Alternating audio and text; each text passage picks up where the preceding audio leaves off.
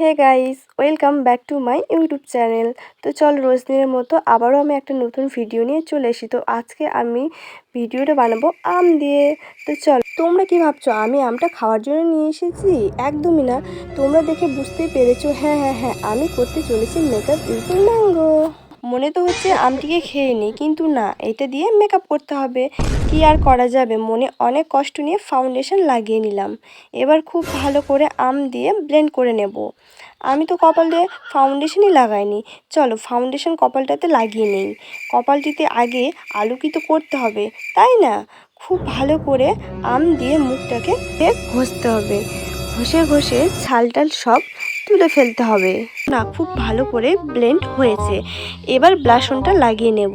ব্লাশটা দেখি ব্লেন্ড হয় কি না।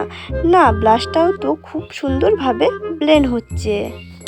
ভিডিওটা এই অবধি। Thank you for watching guys.